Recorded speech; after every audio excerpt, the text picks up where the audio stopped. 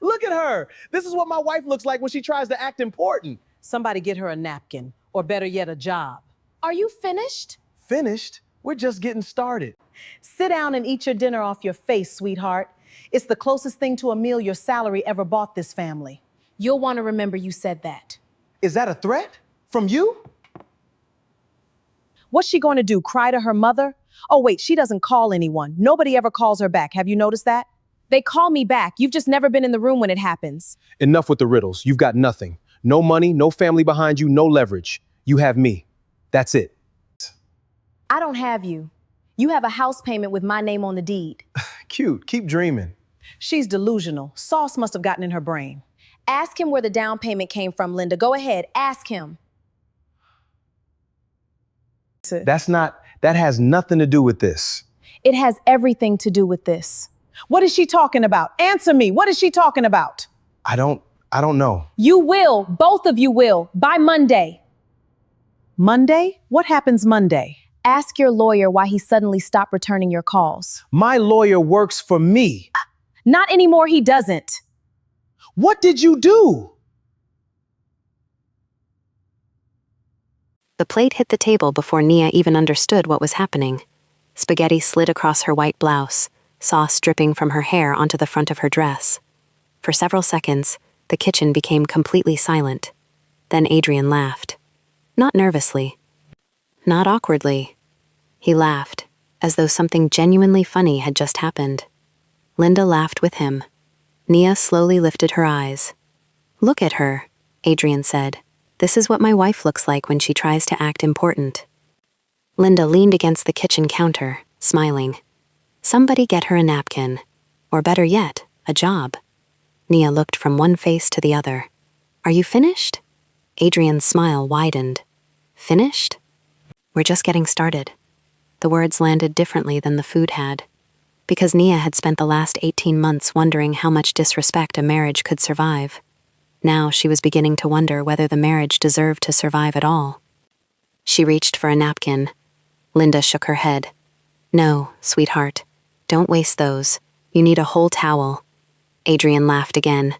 Nia wiped a strand of spaghetti from her cheek. "You'll want to remember you said that." Adrian leaned back in his chair. "Is that a threat? From you?" Linda folded her arms. What's she going to do? Cry to her mother? Oh, wait. She doesn't call anyone. Nobody ever calls her back. Have you noticed that? Nia's eyes remained on Linda. "They call me back. You've just never been in the room when it happens." Adrian slammed his palm against the table. "Enough with the riddles." Nia said nothing. "You've got nothing," he continued. "No money, no family behind you, no leverage. You have me. That's it." Nia looked at him for a long moment. Then she said quietly, "I don't have you." Adrian frowned. "You have a house payment with my name on the deed." He laughed. "Cute. Keep dreaming." Linda shook her head. "She's delusional. Sauce must have gotten in her brain." Nia stood. "Ask him where the down payment came from, Linda." Adrian's face changed. "Don't." Nia looked directly at him. "Go ahead. Ask him." Linda's smile disappeared. "What is she talking about?" Adrian pushed his chair back. "Nia, stop. What is she talking about?" Linda repeated. Adrian looked toward his mother. "I don't know." Nia gave a small, almost tired smile. "You will." She walked away from the table. "Both of you will." Linda followed her with her eyes. "When?" Nia stopped at the doorway. "By Monday." Linda's voice changed. "Monday? What happens Monday?" Nia turned. "Ask your lawyer why he suddenly stopped returning your calls." Adrian froze. "My lawyer works for me." "Not anymore, he doesn't." Linda's face lost its color. "What did you do?" Nia looked at both of them. "Nothing." A pause. "I simply stopped protecting you." And then she walked upstairs. 3 years earlier, nobody would have believed that Nia Bennett would ever become the quietest person in a room full of people trying to destroy her. She had not always been quiet. Before Adrian, Nia had been the woman who spoke first during meetings, challenged bad numbers, questioned suspicious invoices, and once spent an entire afternoon convincing a nonprofit board not to sign a contract that would have cost them nearly $250,000. She was not timid. She was simply selective. Nia had learned from her grandmother, Evelyn Bennett, that loud people were not necessarily powerful people. Watch what people do when they think nobody is watching, Evelyn used to tell her. That's where the truth lives. Evelyn had died 14 months earlier. Her death had changed Nia's life in ways she still hadn't fully processed. Evelyn left behind a small investment company, several commercial properties, and a private trust created long before Nia was born. It was not the kind of fortune that bought private islands. It was something more useful. It was stable, diversified, quiet. The trust owned shares in regional logistics companies, commercial properties, municipal bonds, and a chain of neighborhood grocery stores Evelyn had helped build with 3 friends after the civil rights era. By the time Evelyn died, the assets had grown considerably. Nia's inheritance was worth approximately $18 million, but Evelyn had attached one condition. Nia was not to tell Adrian, not immediately. The reason was written in a letter Nia had received 3 days after the funeral. My dear Nia, I know you love your husband. That is why I am asking you to do something that may feel cruel. Do not tell him about the trust until you have seen how he behaves when he believes you have nothing. Nia had cried when she read those words. Not because she thought Adrian was greedy, because she didn't. At least, she didn't want to. For 6 years, Adrian had been the man who held her hand at doctor's appointments when her father was sick. He had driven through a storm to bring her medicine. He had slept on a hospital chair beside her when her father passed away. There had been genuine love. That was what made everything afterwards so difficult. Nia had decided to wait. She kept working. She continued paying her share of the household expenses. She refused expensive gifts. She maintained the modest lifestyle she and Adrian had built together. Then Adrian's career began to change. He had always wanted to become a partner at his consulting firm, but after several promotions passed him by, something inside him shifted. He became obsessed with proving that he was successful. The watches became more expensive. The restaurant reservations became more elaborate. The apartment they rented before buying the house was suddenly embarrassing. And then Linda began visiting more often. At first, Nia liked her. Linda was funny. She cooked enormous meals. She told stories about Adrian as a child. But Linda also noticed everything. What Nia wore, what she bought, what she earned, what she did not buy. One evening, Linda had looked around their apartment and said, "You know, a woman should make her husband's life look better." Nia had smiled. "I think marriage should make both people's lives better." Linda had laughed. "That's something people say when they're not bringing much to the table." Nia remembered that sentence. She remembered it because Adrian had heard it, and he had said nothing. That was the first crack. Not the cruelest moment, not the loudest. Just the first time Nia realized her husband was willing to let someone diminish her, if speaking up would make him uncomfortable. Then came the house. Adrian found it online. A 4-bedroom home in a quiet Atlanta suburb with a large backyard, an unfinished basement, and enough space for Linda to stay whenever she wanted. It would be perfect, Adrian said. Nia looked at the numbers. It is expensive. We can afford it. We can afford the mortgage, she corrected. That's not the same thing. Adrian sighed. You always do this. Do what? Make everything sound impossible. Nia looked at him. I make things sound real. He didn't like that answer. 2 weeks later, Adrian came home with paperwork. I found a way to get the down payment. Nia looked up from her laptop. How? Investment account. Whose? He hesitated. Mine. Nia knew immediately that something was wrong, but she didn't challenge him. Instead, she asked, Are you sure? Adrian nodded. Yes. The money came from an account Nia had never seen. She later discovered that Adrian had used a business loan and funds from an account Linda had helped him establish years earlier. But the house itself was purchased under an arrangement that made Nia a co-owner. That was because Nia's credit history was stronger. Adrian had called it a formality. Nia had signed. She never told him that the property was actually purchased with money she had quietly transferred through a family holding company. She wanted to see what he would do. For months, nothing happened. Then Adrian started telling people he had built everything himself. At dinner parties, he talked about the house, his promotion, his investments, his financial discipline. Nia listened. She never corrected him. Then one afternoon, Nia received a call from Daniel Reed. "Ms. Bennett, we need to discuss something." She sat at her desk. "What happened?" "Your husband has been asking questions." Nia's stomach tightened. "About the trust?" "No." Daniel paused. "About the property." Nia closed her eyes. "What kind of questions?" "He wants to refinance the house." "Why?" "He says he wants to use the equity to finance a business venture." Nia stared through the window. "What business venture?" Daniel's voice became quieter. "A restaurant." Nia almost laughed. Adrian couldn't cook. Not even eggs. "What kind of restaurant?" "He hasn't provided a full proposal." Nia understood. He wasn't asking permission. He was trying to create leverage. "Can he refinance without me?" "No." Nia exhaled. "Then we're fine." Daniel did not answer. That silence bothered her. "Daniel? There is something else." "What?" "Your husband contacted the trust's bank." Nia sat upright. "How?" "He apparently believes you inherited money from your grandmother." Nia stared at the desk. "Who told him?" "I don't know." Nia did. "Linda. Probably. Or perhaps Adrian had found something."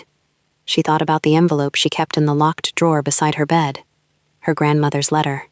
The one that said, "Watch what people do when they think nobody is watching." For the first time, Nia wondered whether Evelyn had known exactly what would happen. That evening, Adrian came home unusually cheerful. "What's for dinner?" Nia looked at him. "There's food in the refrigerator." He frowned. "You're not cooking?" "Not tonight." He tossed his keys onto the counter. "You've been acting strange." "So have you." He smiled. "See? This is what I'm talking about." "What?" "You're always defensive." Nia turned back toward the sink. Adrian stepped closer. "My mother thinks you don't respect me." Nia laughed softly. "Your mother thinks I don't breathe correctly." "Don't talk about her like that." "I didn't say anything about her." "You implied it." Nia dried her hands. "Adrian, what do you want?" He stared at her. "I want my wife to support me." "I have supported you." "Not enough." "Enough for what?" He didn't answer. Instead, he walked toward the hallway. Then he stopped. "Did you talk to Daniel Reed?" Nia's heart beat once, hard. "No." "You're sure?" "Why would I talk to your lawyer?" "He's not my lawyer." Nia looked at him. "That's what I thought." Adrian's face tightened. "Don't play games with me." "I'm not." He stepped closer. "Do you have money somewhere?" There it was. The question Evelyn had warned her about. Nia looked at her husband for several seconds. "Why?" "Because my mother thinks you do." "And you?" "I think you're hiding something." Nia's voice was quiet. "Maybe I'm hiding the fact that I'm tired." Adrian laughed bitterly. "That's convenient." "No, it's sad." He stared at her. "You know what? Fine. Keep your secrets." Nia watched him walk away. She wanted to stop him. She wanted to say everything. She wanted to tell him about the trust, about the properties, about the $18 million, about the fact that she had quietly paid off the remaining balance on the house months ago. But something held her back. Not revenge. Fear. She was afraid that once Adrian knew what she had, she would never again know whether he loved her. That night, Nia barely slept. At 2:16 a.m., she heard voices downstairs. She quietly opened the bedroom door. Linda was in the kitchen. Adrian stood beside her. "You can't keep doing this," Linda said. "I'm trying." "Trying isn't enough." "What do you want me to do?" "Find out where the money is." Nia froze. Linda continued. "Your grandmother left her something. I know she did." Adrian lowered his voice. "She won't tell me." "Then make her." Nia's hand tightened around the doorframe. How? Linda looked toward the staircase. You make her believe she has something to lose. Adrian said nothing. Linda continued. Take the house. Nia's breath caught. How? Get her to sign the refinancing documents. And if she refuses, then tell her you're done. There was a long silence. Finally, Adrian said, She'll leave. Linda's voice was cold. Then let her. Nia slowly backed away. She returned to the bedroom. She sat on the edge of the bed. For several minutes, she simply stared at her wedding ring. The woman who had spent months trying to protect her marriage finally understood something. Adrian wasn't wondering whether she had money. He was planning around the possibility that she did. And Linda wasn't trying to save her son's marriage. She was trying to access something she believed belonged to him. Nia picked up her phone. She called Daniel. He answered on the second ring. Ms. Bennett, I need you to freeze everything. Everything? Every account, every transfer, every property transaction connected to the trust. Daniel paused. Are you sure? Yes. And the house? Nia looked at her wedding ring. Especially the house. Somm. The next morning, Adrian behaved as if nothing had happened. He made coffee. He kissed Nia on the forehead. He even asked whether she had slept well. She almost admired the performance. At breakfast, he slid a folder across the table. What is this? Refinancing paperwork. Nia didn't touch it. You said this was for your restaurant. It is. Then why does it list the house as collateral? Because that's how business loans work. Not always. Adrian sighed. Please. Nia looked at the folder. Who prepared this? My attorney. Which one? He hesitated. Marcus. Nia knew the name. Marcus Hale had represented Adrian on several business matters. He was also the attorney Daniel had recently warned her about. Nia opened the folder. There was something unusual. A power of attorney form. She looked up. What's this? Adrian's face hardened. It's standard. No. What? It's not standard. He reached for the folder. Give it to me. Nia pulled it back. This gives you authority to transfer my interest in the property. Adrian stood. You're misunderstanding it. I'm not. You don't understand legal documents. Nia smiled. I review financial compliance contracts for a living. That's not the same thing. No. She closed the folder. It's better. Adrian's jaw tightened. Linda walked into the kitchen. What happened? Adrian looked at his mother. She's refusing to sign. Linda stared at Nia. For what? Nothing, Nia said. Linda walked over. Let me see. Nia stood. No. Linda blinked. What did you say? I said no. Linda laughed. Excuse me? You heard me. Adrian stepped between them.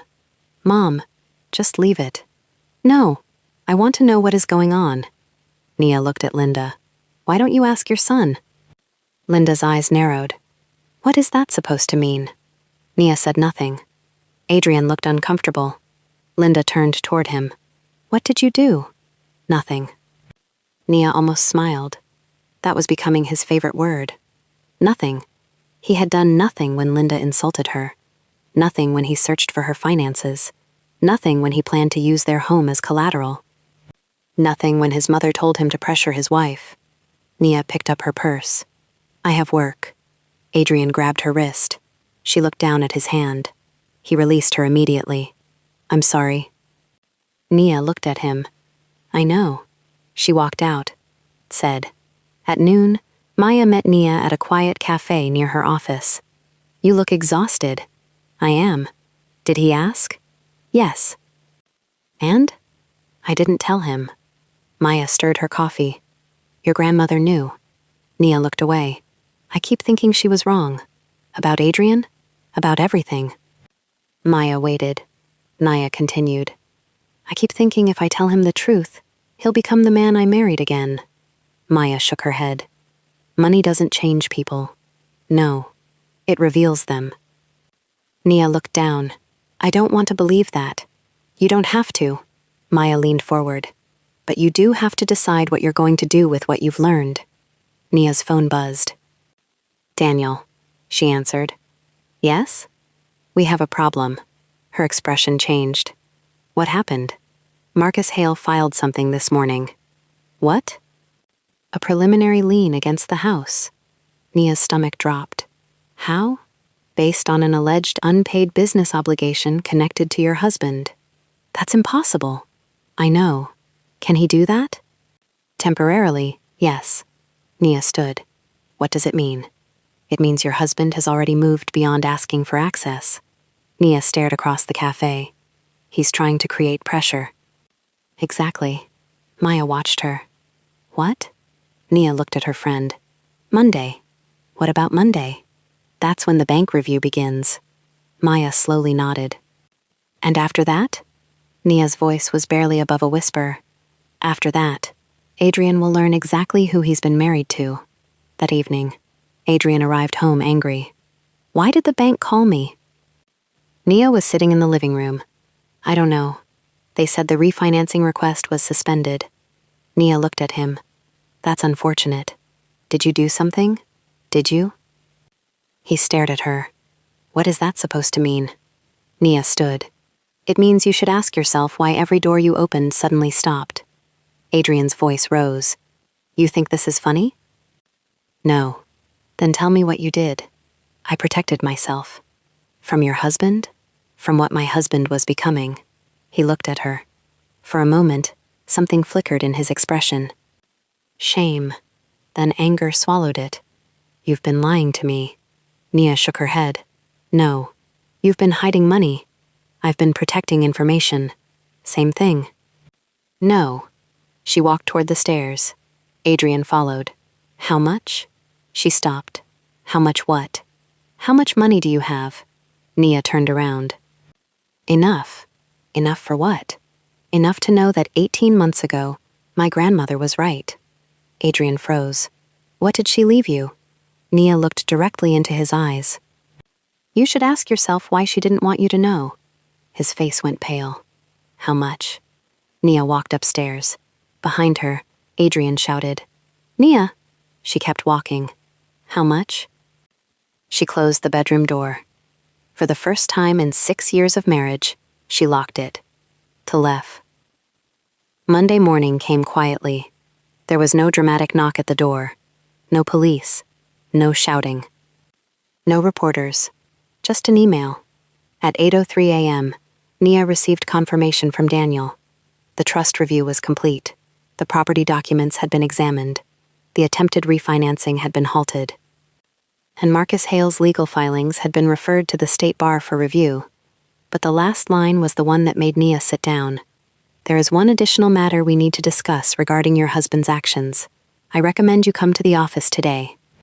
Nia stared at the screen. Her grandmother's letter was still in the locked drawer. She opened it. She read the final paragraph again. You will be tempted to punish people when they reveal who they are. Don't. Let the truth do that work for you. Nia folded the letter. She called Daniel. I'm coming, too. At 10:17 that morning, Adrian was sitting in his office when his phone rang. It was Marcus Hale. Adrian answered. What's happening? There was silence. Then Marcus said, We need to meet. Why? I can't discuss this over the phone. Marcus, tell me. Another pause. The property isn't what you think it is. Adrian frowned. What does that mean? It means you need to speak with your wife. Adrian's heart began to pound. What did she do? Marcus answered quietly. She didn't do anything. Then what? She owns more than the house. Adrian went completely still. How much? Marcus hesitated. I don't know the exact figure. You're her attorney. No. Adrian frowned. What? I'm not her attorney. Then whose attorney are you? Marcus didn't answer immediately. Finally, he said, The trust's attorney. Adrian's face drained of color. What trust? Marcus ended the call. That afternoon, Adrian went home. Linda was already there. She was pacing the kitchen. Where is she? She left. Where? I don't know. Linda looked at him. You need to find out. Adrian pulled out his phone. There was one new message. From Nia. Daniel Reed's office. 4 p.m. Nothing else. Linda read it over his shoulder. Who is Daniel Reed? Adrian swallowed. I don't know. Linda stared at him. You'd better. At 3:52 p.m., Adrian and Linda arrived at the law office. Nia was already seated in a conference room. Daniel sat across from her. There were several folders on the table. Adrian entered. Linda followed. Neither of them spoke. Nia looked at her husband, then at his mother. Sit down. Linda bristled. Don't speak to me like...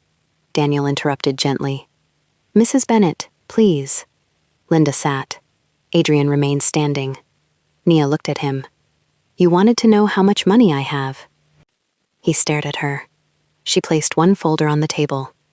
You also wanted to know where the down payment came from. She placed another folder beside it. And you wanted to know why your lawyer stopped returning your calls. She placed a third folder down. Linda's hands began to tremble. Nia looked at both of them. Now you get to know. She opened the first folder. But before she could speak, Daniel's phone rang. He answered. His expression changed. Yes? He listened. Then he looked at Nia. Ms. Bennett, we have another issue. Nia frowned. What? Daniel lowered the phone. The bank has discovered something in the old account. What? He looked at Adrian. There was a transfer made, 14 months ago. Adrian's face went white. Daniel continued. Your husband appears to have moved money from an account connected to the property. Nia stared at Adrian. What account? Adrian couldn't answer. Linda looked at her son. Adrian? He opened his mouth. Nothing came out. Daniel slowly closed the folder. Ms. Bennett, I think you should hear the rest before you make any decisions. Nia looked at her husband. For the first time, she saw fear in his eyes. Not fear of losing his marriage, fear of what the truth would reveal. And suddenly, the fortune wasn't the most important secret in the room. The money was. But the transfer was something else. And Nia realized she had been asking the wrong question all along.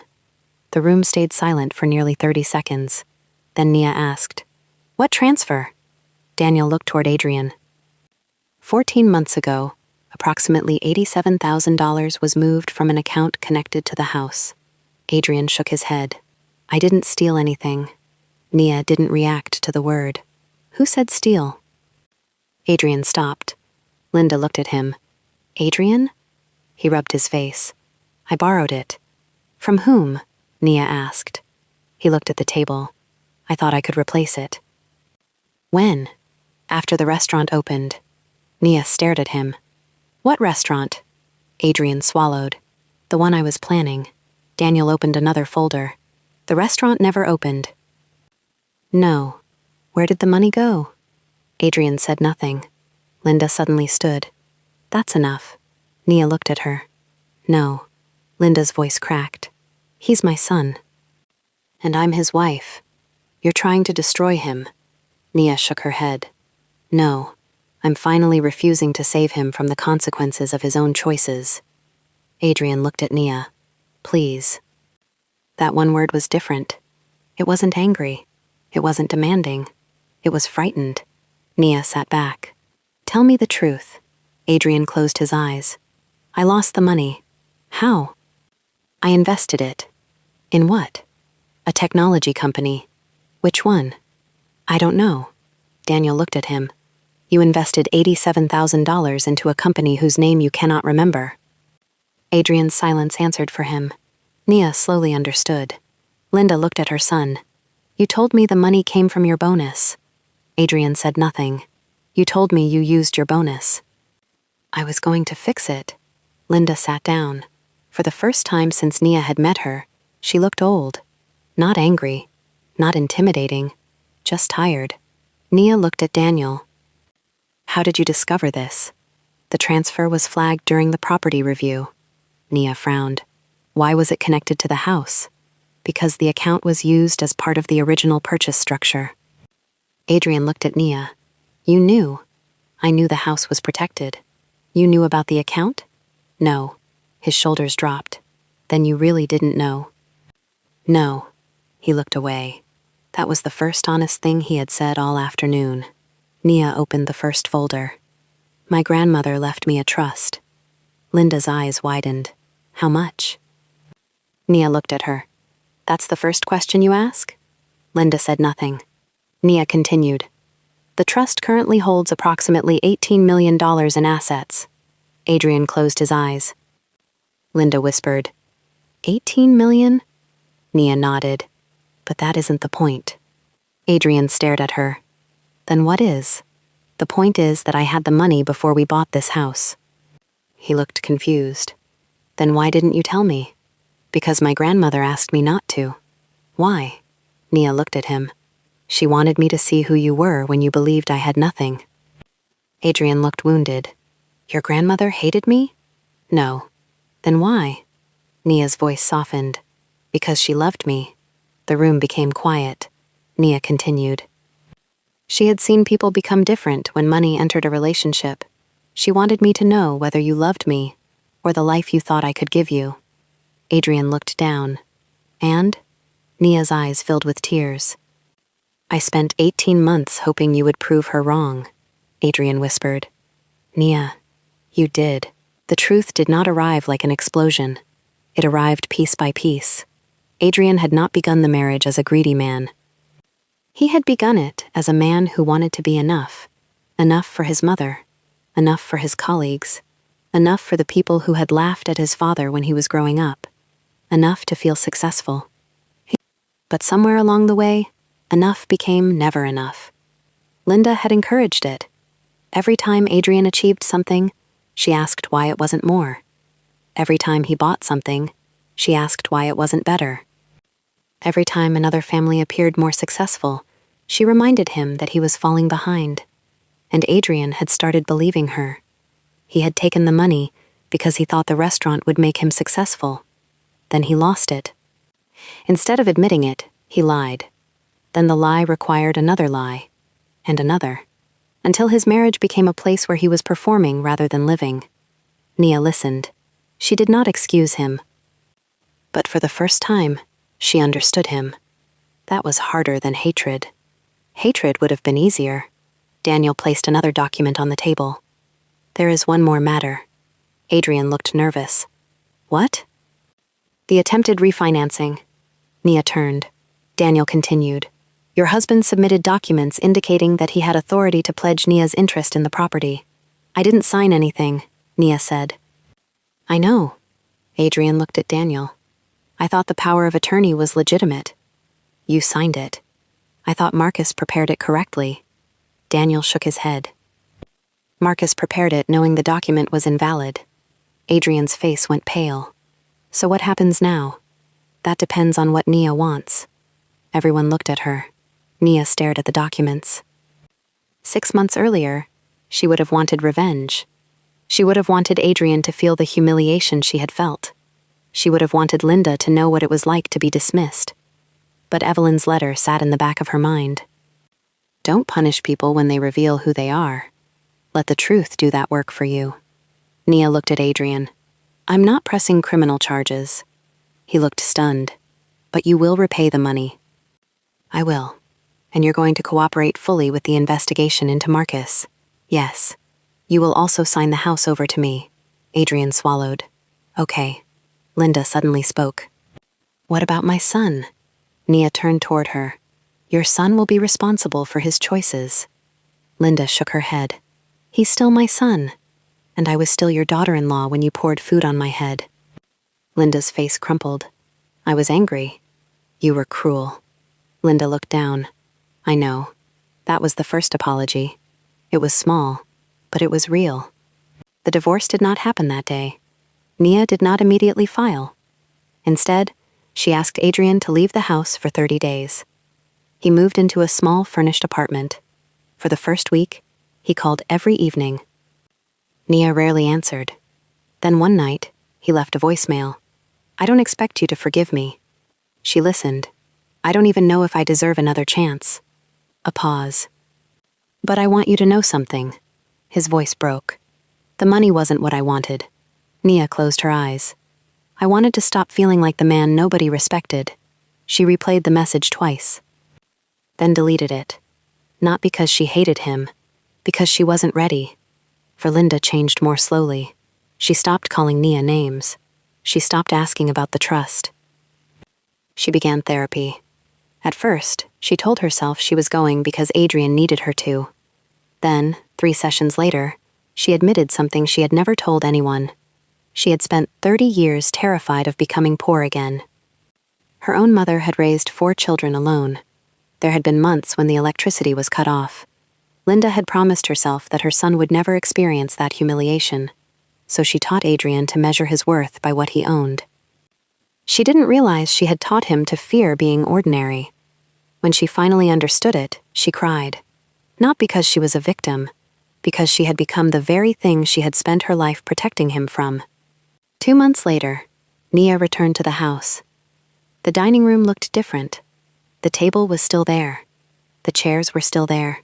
But she remembered the spaghetti. She remembered Linda laughing. She remembered Adrian pointing at her. She stood in the kitchen for several minutes. Then someone knocked. It was Linda. Nia opened the door.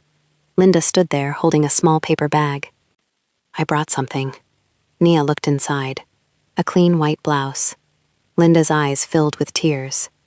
"I know it's not enough." "No, I know." Linda swallowed. "I've replayed that night so many times." Nia said nothing. "I was wrong." Nia looked at her. Linda continued. "I thought because you were quiet, you were weak." Nia gave a faint smile. "Quiet people aren't always weak. I know that now." Linda looked down. "I also know I wanted your money." Nia's expression hardened. Linda nodded. "I did." She did not defend herself. "I convinced myself that it would help Adrian, that if he had access to your money, he could become the man he wanted to be." Nia shook her head. "He didn't need my money." "No." Linda looked at her. "He needed to stop being ashamed of himself." Nia's eyes softened. "And you needed to stop being ashamed of him." Linda nodded. They stood there quietly. Then Linda said, "I don't expect forgiveness." Nia opened the door wider. "Come in." Linda looked surprised. "Why?" "Because forgiveness isn't the same as forgetting." Linda stepped inside. "And it isn't the same as trust." "I understand." Nia nodded. "Good." Adrian returned 30 days later. He did not bring flowers. He did not bring expensive gifts. He did not arrive in a new car. He arrived carrying 2 boxes. Nia opened the door. "I brought my things." "Okay." He looked at her. "You look good. So do you." He smiled faintly. "I don't feel good. I didn't say you did." He laughed softly. For the first time in months, the laugh didn't sound like a performance. They sat in the living room. Adrian looked around. "I thought I'd lose everything." "You almost did." He nodded. "I know." Nia folded her hands. "Do you know why I didn't destroy you?" He looked at her. "Because you still love me?" She shook her head. "Not exactly." He waited. "Because I don't want the worst thing you ever did to become the thing that defines both of us." Adrian's eyes filled with tears. "But I hurt you." "Yes." "I humiliated you." "Yes." "I let my mother—" He stopped. Nia finished the sentence. "Yes." He looked down. "I don't know how to fix that." "You don't." He looked up. "What?" "You don't fix the past." "Then what do I do?" "You become someone who wouldn't do it again." Adrian nodded slowly. "And us?" Nia took a breath. "I don't know." He looked disappointed. "But I'm willing to find out." That was not reconciliation. Not yet. But it was honest. And honesty was the first thing they had shared in a long time. 6 months later, the investigation into Marcus Hale concluded. He had represented multiple clients using unauthorized documents. Adrian cooperated fully. The money he had taken was repaid through the sale of investments and personal assets. He sold the car he had bought to impress people. He canceled the restaurant. He stopped talking about becoming successful. Instead, he began working with a financial counselor. He also started volunteering once a month at a community program that taught young adults how to manage money. Nia never asked him to. He simply went. Their marriage remained uncertain. They attended counseling. Some days were good, others were painfully quiet. There were moments when Nia looked at Adrian and remembered the man she married. Then there were moments when she remembered the man who had laughed while his mother poured food over her. Healing did not erase memory. It taught her how to carry it. A year after the dinner incident, Nia sat in the same kitchen with Linda. There was no luxury meal, no expensive table setting, just 2 bowls of soup. Linda looked around. "Do you ever think about that night?" Nia smiled. "Sometimes. I wish I could erase it. You can't. I know." Linda stirred her soup. "Your grandmother was right." Nia looked at her. "What?"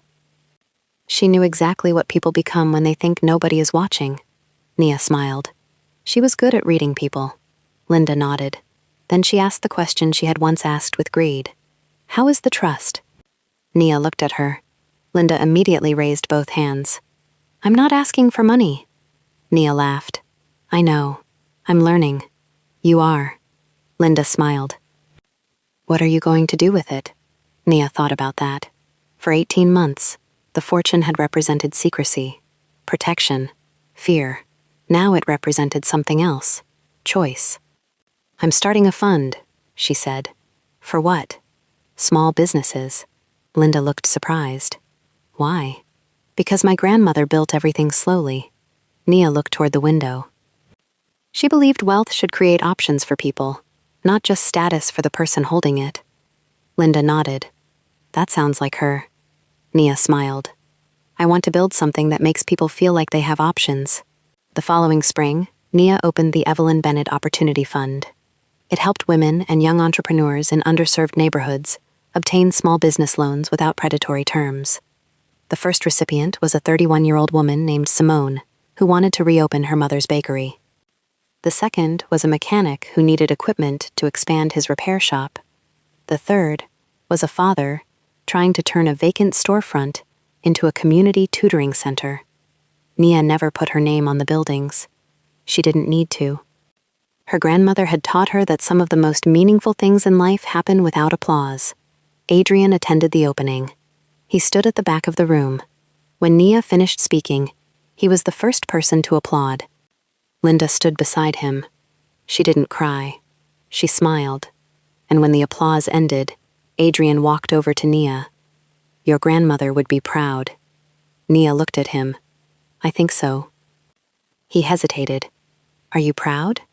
Nia smiled. "Of myself? Yes." She thought about it. "More than I used to be."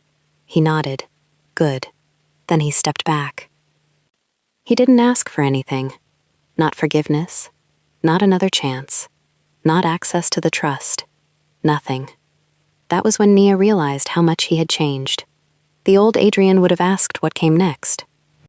The new Adrian understood that some things had to be earned slowly. 3 years after that dinner, Nia and Adrian were no longer married. They had finalized the divorce peacefully. There had been no public battle, no dramatic courtroom scene, no attempt to destroy one another. Adrian moved to another city and eventually married again. Nia remained single for a while. She became more involved in the foundation. She traveled. She spent Sundays with Maya. She visited her father's grave, and she kept Evelyn's letter in the same drawer beside her bed. One evening, Adrian called. "I heard about the new center." Nia smiled. "The one in Charlotte?" "Yes." "You saw it?" "I did." A pause. "I'm proud of you." "Thank you." Another pause. "I wanted to apologize one more time." Nia leaned back in her chair. "You don't have to." "I know." "Then why?" "Because I finally understand that apologizing isn't supposed to make me feel better." Nia closed her eyes. "That's true. I hurt you." "Yes? And I can't undo it." "No? But I can spend the rest of my life making sure I don't become that person again." Nia smiled. "I hope you do. How are you?" "I'm good." "Really?" Nia looked around her quiet office. On the wall was a photograph of Evelyn. Beside it was a photograph of the first bakery the foundation had helped reopen. "I'm really good." Adrian laughed softly. "I'm glad." They said goodbye. Nia put down the phone. For the first time, she didn't feel anger. She didn't feel triumph. She didn't even feel sadness. She felt peace, and she finally understood what her grandmother had meant. The fortune had never been the real inheritance. The real inheritance was knowing that your worth did not depend on whether another person recognized it. Nia had spent years believing that if Adrian knew what she possessed, he would finally understand her value. She had been wrong. Her value had never needed proof. Not from Adrian. Not from Linda. Not from anyone. The money simply gave her the freedom to discover that truth without begging anyone to believe it. And that was why, when they finally learned what she had been protecting all along, they had begged for mercy. Not because Nia was richer than them. Not because she suddenly became more powerful, but because they finally understood that the woman they had treated as insignificant had never been insignificant at all. She had simply refused to measure herself by their standards. And sometimes the most powerful response to humiliation is not revenge. It is becoming so secure in who you are that the people who once made you feel small no longer have the power to define your life. Nia's inheritance gave her financial freedom, but it was not what ultimately saved her. What saved her was learning that love without respect is not enough, and forgiveness does not require returning someone to the position they once abused. Sometimes mercy means refusing to destroy someone, even after they have hurt you, but still having the courage to walk away and protect the life you deserve.